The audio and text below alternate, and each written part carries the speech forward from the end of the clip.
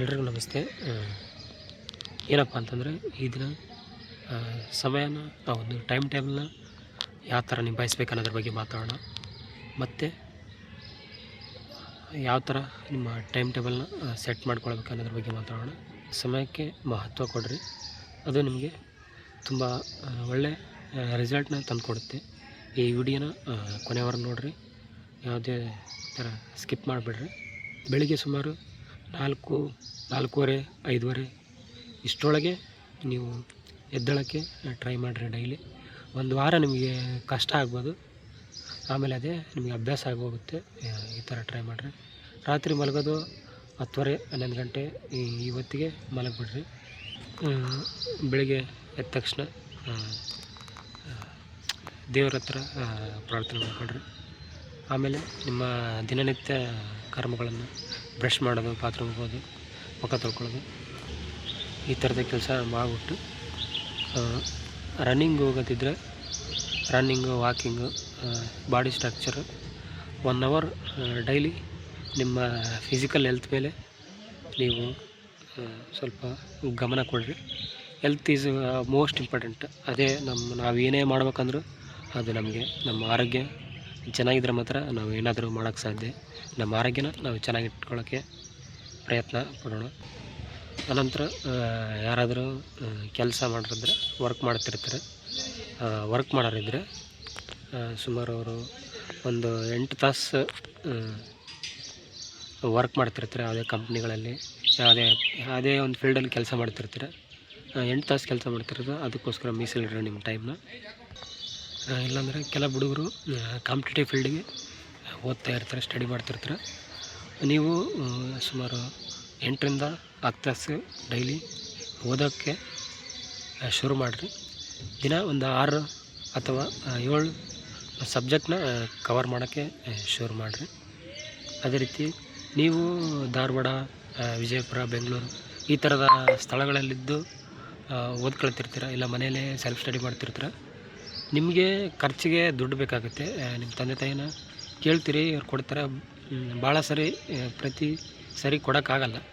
ಅದಕ್ಕೋಸ್ಕರ ನೀವು ಒಂದು 4ರಿಂದ 5 ಅಥವಾ 6 ತಾಸು ಸಾಯಂಕಾಲದಿಂದ ಕೆಲಸ ಮಾಡೋಕ್ಕೆ, ಪಾರ್ಟ್ ಟೈಮ್ ಕೆಲಸ ಮಾಡೋಕ್ಕೆ, ಅಥವಾ ಬೆಳಗ್ಗೆಯಿಂದ ನಿಮ್ಗೆ ಯಾವಾಗ ಟೈಮ್ ಸಿಗುತ್ತೆ ಆ ಟೈಮ್ನಲ್ಲಿ ನೀವು ಒಂದು ಪಾರ್ಟ್ ಟೈಮ್ ಕೆಲಸ ಮಾಡಿರಿ.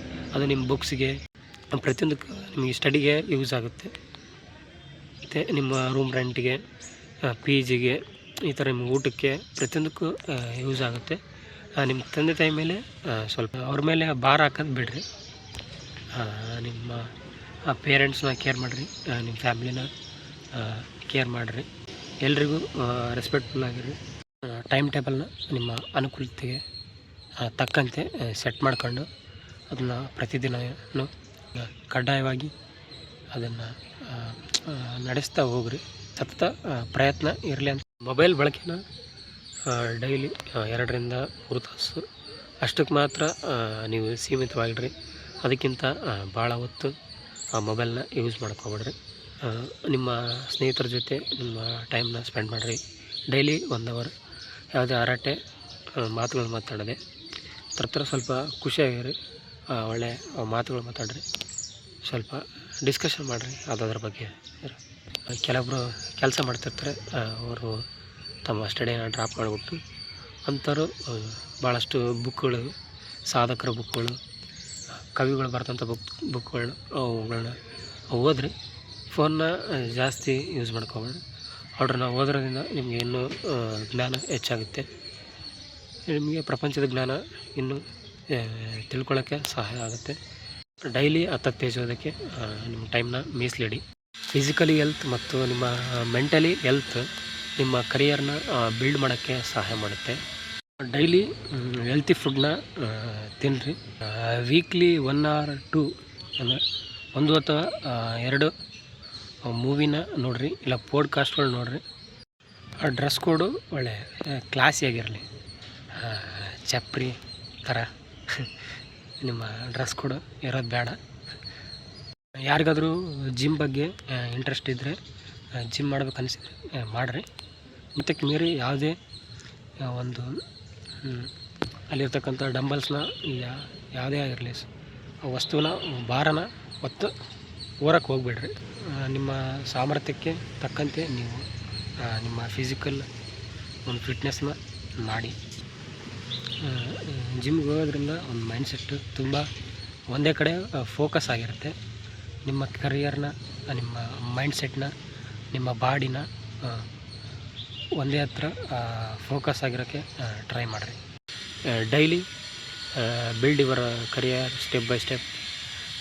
ಗುಡ್ ಥಿಂಗ್ಸ್, ಗುಡ್ ಥಾಟ್ಸ್ನ ಯೋಚನೆ ಮಾಡಿರಿ. ಯಾವುದೇ ಕೆಟ್ಟದಾಗಿ ವಿಚಾರ ಮಾಡೋದು, ನೆಗೆಟಿವ್ ಬಗ್ಗೆ ಆಲೋಚನೆ ಮಾಡೋದು, ಹಾಗಾಗುತ್ತೆ ಹೀಗಾಗುತ್ತೆ ಅನ್ನೋದ್ರ ಬಗ್ಗೆ ಯೋಚನೆ ಮಾಡಿರಿ. ನಿಮ್ಮ ಮೇಲೆ ನಿಮಗೆ ರೆಸ್ಪೆಕ್ಟ್ ಇರಲಿ, ನಿಮ್ಮ ಮೇಲೆ ನಿಮಗೆ ನಂಬಿಕೆ ಇರಲಿ.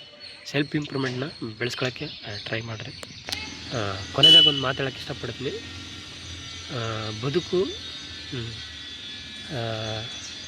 ಸಮಯ ಮೀರಿದ ಮೇಲೆ ಅರ್ಥ ಆದರೆ ಅದು ಅರ್ಥಕ್ಕೆ ಅರ್ಥನೇ ಇರಲ್ಲ. ಅದಕ್ಕೆ ಸಮಯ ಮೀರೋಕ್ಕೆ ಮುಂಚೆ ನಮ್ಮ ಬದುಕಿನ ಬಗ್ಗೆ ನಾವು ಅರ್ಥ ಮಾಡ್ಕೊಳ್ಳೋಣ. ಆ ಅರಿವು ಆಗಲಿ ನಮಗೆಲ್ರಿಗೂ. ನಾವು ಬದಲಾಗಿ ನಮ್ಮ ಬದುಕನ್ನು, ನಮ್ಮ ಕರಿಯರ್ನ ತುಂಬ ಚೆನ್ನಾಗಿ ಕಟ್ಕೊಳ್ಳೋಕ್ಕೆ ಪ್ರಯತ್ನ ಮಾಡೋಣ ಅಂತ ಹೇಳ್ತಾ ಎಲ್ರಿಗೂ ಮತ್ತೊಂದು ಸಾರಿ ಥ್ಯಾಂಕ್ಸ್.